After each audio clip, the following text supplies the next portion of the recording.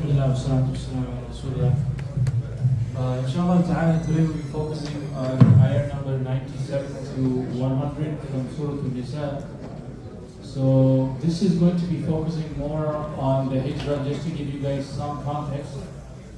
So the Prophet ﷺ actually commanded all the believers to make hijrah when they were there in Mecca. So anybody who was left behind was actually falling into sin. So this is one. So anybody who stays behind in Mecca is falling into sin. And then we have many other people, they left their family, they left their wealth, and they all went in the path of Allah subhanahu wa ta'ala. So you have two kinds of people.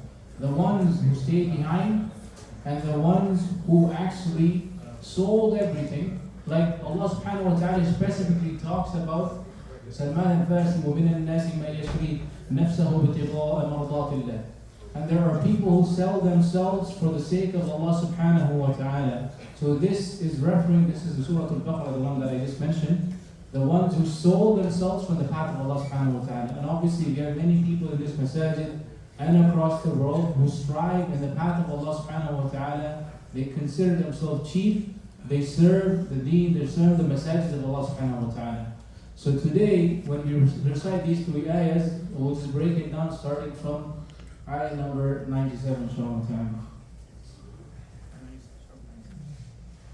أعوذ بالله من الشيطان الرجيم بسم الله الرحمن الرحيم إن الذين توفاهم الملائكة ظالمي أنفسهم قالوا فيم كنتم قالوا كنا مستضعفين في الأرض قالوا ألم تكن أرض الله واسعة فتهاجروا فيها فأولئك مأواهم جهنم وساءت مصيرا. So when the malaika take the lives of these people that actually stayed behind, they ask these people, one was that question when they actually wronged upon themselves because they fell into ma'asiyah, they fell into disobedience of Allah subhanahu wa ta'ala. They lived in a land where they couldn't freely practice the deen of Allah subhanahu wa ta'ala. So they were asked, قَالُوا فِيمَ كُنْتُمْ, what led you to this ma'asiyah? What led you to this condition of yours? قَالُوا كُنَّا مُسْتَضْعَفِينَ فِي الْأَرْضِ, that we were weak and we were oppressed on this earth. So what was the malaika's response? قَالُوا أَلَمْ تَكُنْ أَرْضُ اللَّهِ وَاسِعَةً, wasn't the land of Allah subhanahu wa ta'ala wide for you to migrate? Now this is a principle they even use generally even till today. Obviously after the Fath Mecca, after the victory of Mecca, there was no hijrah upon the mu'mineen at that point of time. Once they opened up Mecca, there was no hijrah. But this principle itself is still existent till today. So any Muslim where he's not able to establish the deen of Allah subhanahu wa ta'ala, where he's not able to practice, and let's say the very, very apparent signs of Islam, and tomorrow a country says that tomorrow you will not be able to wear hijab in our country, or any of these things that are very, very clear signs of Islam, this is when a lot of scholars will tell you it is an obligation upon you to leave this land and go to a land you can practice the deen of Allah subhanahu wa ta'ala. And by the way, this is a position of a lot of Middle Eastern scholars that they will tell you not to migrate here. If you didn't know already, this is the ayah they use. This was something I was drilled into as a young kid. But this is one of the positions they use. They take this position that you're not allowed to practice. I will leave this upon you guys. Ask yourself, wherever you're living, and sometimes you may have to migrate from a state to a state. Many of you already do it, knowingly and unknowingly. Let's say some of you go from Massachusetts, you may go to Texas because you feel in Texas people are more practicing. There are more du'at, there's more da'wah, and you migrate within the countries itself. So generally the concept of immigration, migrating, where you can practice the deen of Allah subhanahu wa ta'ala is still there. Now the next ayah inshallah ta'ala. إلا المستضعفين من الرجال والنساء والولدان لا يستطيعون حيلة ولا يهتدون سبيلا.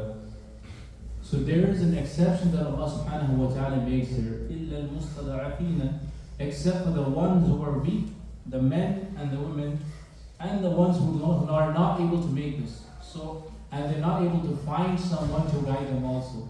So I'll mention three people. SubhanAllah, Salama, she used to cry from Salatul Asr Maghrib because the other tribe from Abu Salama, they took her child away.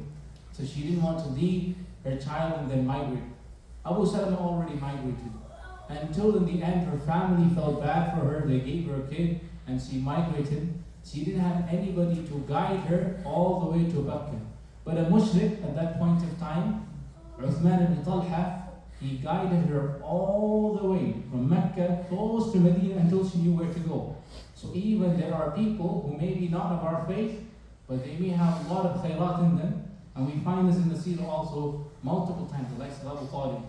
So you have somebody who struggled to leave. And then on the other hand, Abu Jandal, another Sahabi, who wanted to leave until the Battle of Hudaybiyah. One of the conditions his father itself put, that anybody who migrates, you will send him back, starting with this person. That is referring to his own son, they had to send him back. So there were people who wanted to migrate in the path of Allah subhanahu wa ta'ala, but they couldn't do it. But there are people who could, they had the khudra, they had the ability, but they didn't. So the ones who did this, they were disobeying Allah subhanahu wa ta'ala, the weak amongst them, and obviously the women amongst them and the children amongst them. So Allah subhanahu wa ta'ala made an excuse for these people. In the next ayah he tells the result of these very people. فأولئك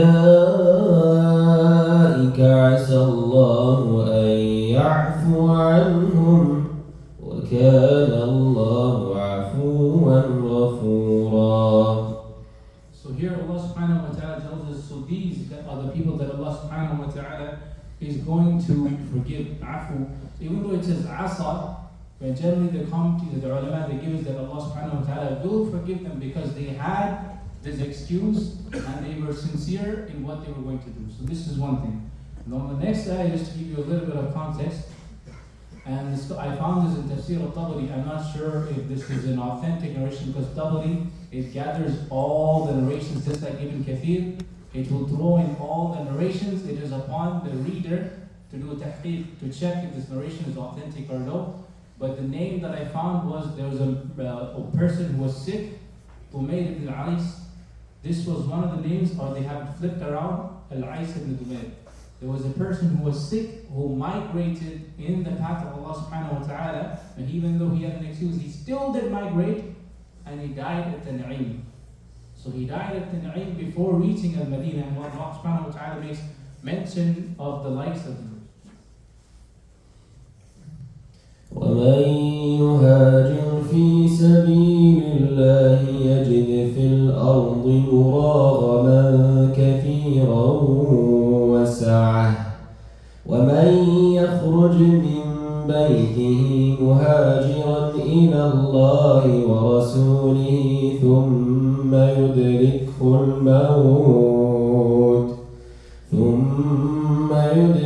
الموت فقد وقع أجره على الله وكان الله غفورا رحيما. So the last ayah that Allah subhanahu wa ta'ala is mentioning, وَمَنْ يُهَاجِرْ فِي سَبِيلِ, the ones who actually migrate in the path of Allah subhanahu wa ta'ala, he will find, risk, he will find the land also vast, and he leaves from his house, مُهَاجِرًا إِلَى اللَّهِ ثُمَّ يُدْرِكُ الْمَوْتِ, and then death catches up to him.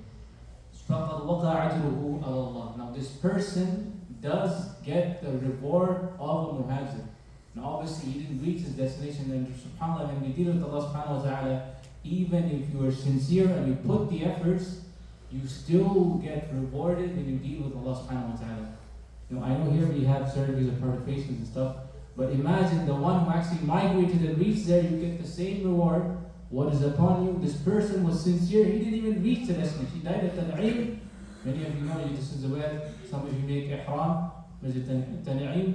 He didn't even reach the place. Still Allah subhanahu wa ta'ala affirmed he will get the reward from Allah subhanahu wa ta'ala. So what is the lesson that we can take, brothers? As I mentioned, the general principle is still there. The concept of hijrah itself is still there. Any time you're not able to practice the deen of Allah subhanahu wa ta'ala, you're not able to establish the sha'air, the alamat, anything that you know for sure, this is generally an obligation upon the people to migrate to a place. Just like how we find sometimes the Prophet commanded the companions to migrate to Abyssinia where they could practice the deen of Allah subhanahu wa ta'ala openly, that concept is still there. But the concept of migrating from Mecca to Medina, this ended. So this is one. So wherever we are, we don't have an excuse saying, I was in a land that I couldn't practice the deen of Allah subhanahu wa ta'ala. This is not something you can have an excuse on the day of Qiyamah. So anybody who is going to be thinking of these excuses, we need to make sure we cleanse ourselves before we meet Allah subhanahu wa ta'ala. And the third one, sincerity. Extremely important. So whatever we're doing, there were people who tried their level best, and Allah subhanahu wa ta'ala gave them tawfiq. Salman al-Farsi, Salama, and all the likes of them. And there were people like Abu Jandal, he was tied up, even his own father had imprisoned him. So we ask Allah subhanahu wa ta'ala to give us in tawfiq in all these things. We ask Allah subhanahu wa ta'ala to bless us in Ramadan, to accept our siyam and qiyam. سبحانك اللهم وبحمدك أشهد أن لا إله إلا أنت أستغفرك جزاكم الله خيرا